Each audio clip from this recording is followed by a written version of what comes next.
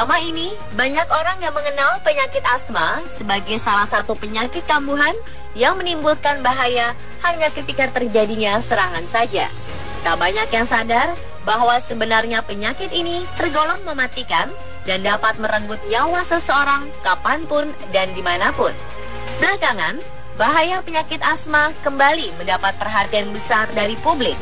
Tepatnya pada saat tersebarnya berita meninggalnya istri dari komedian Tukul Arwana, Susiana, yang ternyata disebabkan oleh serangan penyakit asma. Menurut informasi yang beredar, istri dari pelawak terkenal ini memang menderita penyakit asma sejak lama karena riwayat asma dalam keluarganya. Namun yang mengerikan, meninggalnya Susi terkesan mendadak karena tak ada tanda-tanda serta gejala sedikit pun sebelumnya. Lalu sebenarnya seperti apakah bahaya penyakit asma dan mengapa penyakit ini bisa sampai menyebabkan kematian? Mari kita telusuri bersama-sama.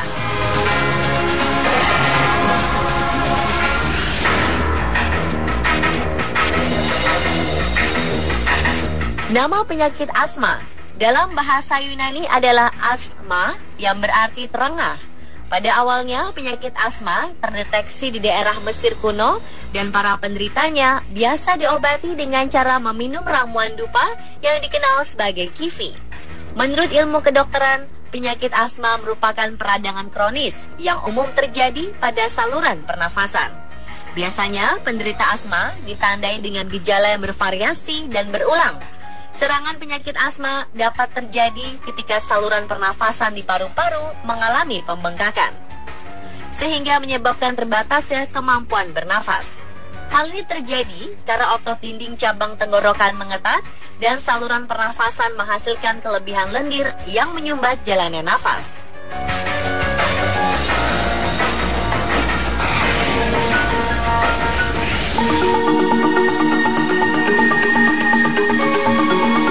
Penyakit asma memiliki tanda dan gejala mulai dari yang ringan hingga parah dan biasanya timbul secara bervariasi pada setiap penderita.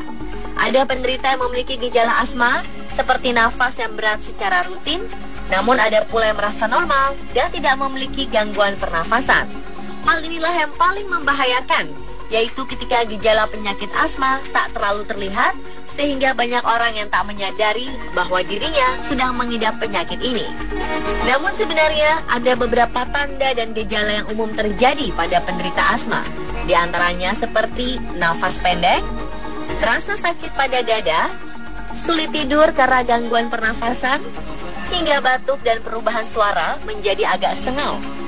Bahkan untuk penderita yang penyakit asma yang tergolong memburuk, gejala akan semakin jelas terlihat, seperti meningkatnya kebutuhan untuk menggunakan bronchodilators atau sebuah pengobatan untuk membuka jalannya nafas dengan cara mengistirahatkan otot-otot pernafasan, turunnya rata-rata maksimum aliran pernafasan, hingga bertambahnya tingkat dan frekuensi dari tanda dan gejala awal asma.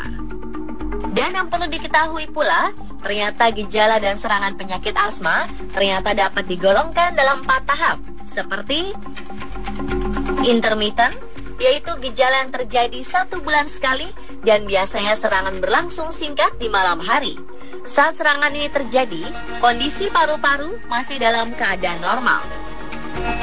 Persisten ringan, yaitu gejala yang terjadi 1 minggu sekali dan biasanya bisa sampai menyebabkan penderita terbangun dari tidur secara tiba-tiba.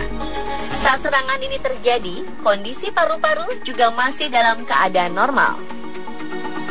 Persisten sedang, yaitu gejala yang terjadi setiap hari dan biasanya serangan mulai mengganggu tidur serta aktivitas sehari-hari. Saat serangan ini terjadi, kondisi paru-paru mulai tidak normal. Persisten berat, yaitu gejala yang terjadi secara terus-menerus sekitar 3-4 kali sehari dan biasanya kambuh setiap malam. Saat serangan ini terjadi, kondisi paru-paru mulai mengkhawatirkan hingga menyebabkan penderita sampai tak bisa beraktivitas. Terdapat beberapa teori yang mengungkapkan bagaimana seseorang dapat terkena penyakit asma. Salah satunya adalah teori yang mengungkapkan bahwa penyakit ini terjadi karena lingkungan rumah yang terlalu bersih. Peneliti berpendapat bahwa sistem kekebalan tubuh seseorang perlu ditantang dengan paparan bakteri yang ada di lingkungannya.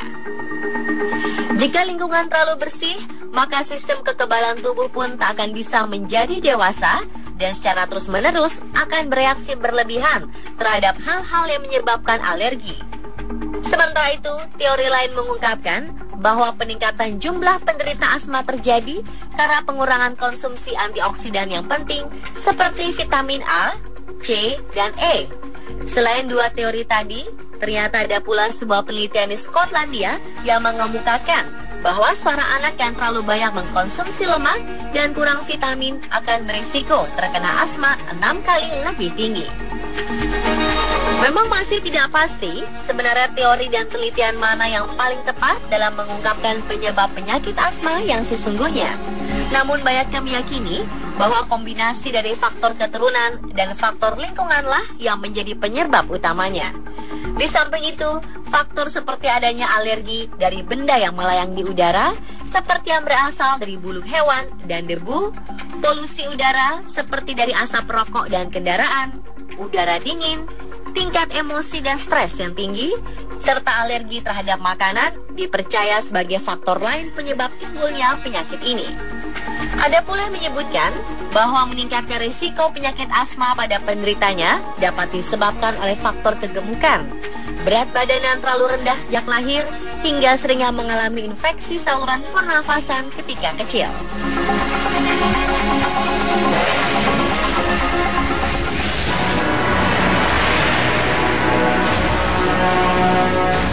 Banyak yang masih bertanya-tanya bagaimana penyakit ini dapat menyebabkan sebuah kematian, bahkan kadang hingga terkesan mendadak. Sebenarnya, kebanyakan kematian yang disebabkan oleh serangan penyakit asma adalah hasil dari gejala-gejala yang menumpuk dan semakin parah. Kelalaian serta tingkat kepedulian yang rendah dari penderita pun semakin memperburuk keadaan. Menurut Dr. Martin Partridge dari National Asthma Campaign, kematian akibat asma memang sangat jarang. Penyebab utamanya adalah karena saat serangan asma terjadi, saluran nafas tertutup dan pasokan oksigen ke otak menjadi terhenti. Maka dari itu, penanganan terhadap penderita asma tidak boleh terlambat. Yang mengerikannya, penderita penyakit asma tidak dapat diprediksi seberapa lama dapat tahan terhadap serangan yang sedang terjadi. Timbulnya serangan pada malam hari atau saat penderita sedang tertidur membuat pertolongan seringkali datang terlambat. Hal inilah yang pada akhirnya menimbulkan kematian akibat serangan penyakit asma semakin meningkat. Begitupun yang menimpa pada Susiana, istri dari Tukul Arwana, yang mendapat serangan asma namun tidak mendapatkan pertolongan dengan cepat. Yang menyedihkannya, menurut data yang dikeluarkan WHO pada bulan Mei tahun 2014 lalu, angka kematian akibat penyakit asma di Indonesia mencapai 24.773 jiwa atau sekitar 1,77% dari total kematian penduduk. Data ini pun sekaligus menempatkan Indonesia di urutan ke-19 dunia sebagai negara dengan kematian terbanyak akibat asma.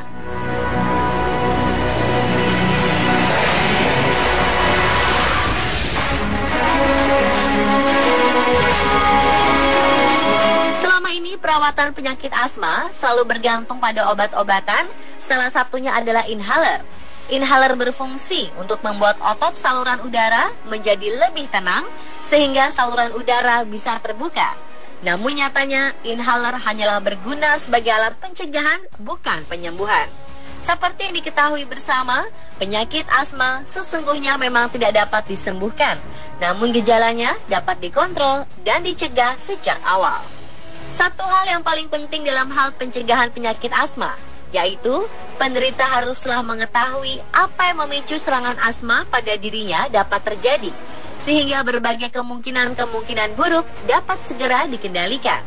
Misal, jika dikarenakan alergi polusi atau asap rokok, maka sebaiknya penderita menghindari tempat-tempat berudara kotor dan berhenti merokok.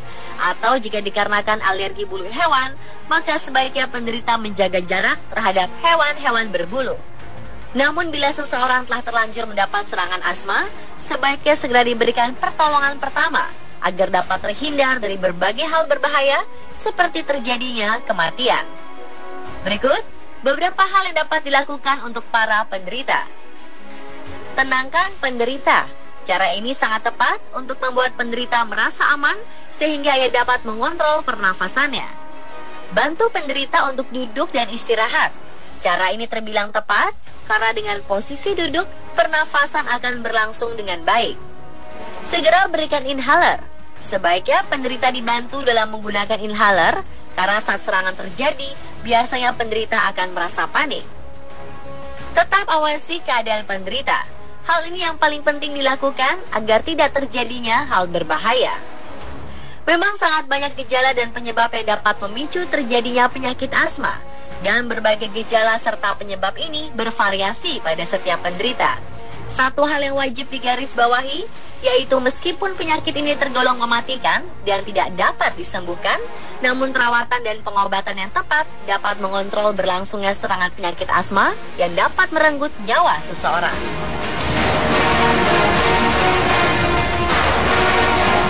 Pemirsa, itulah informasi yang dapat kami bagikan mengenai penyakit asma.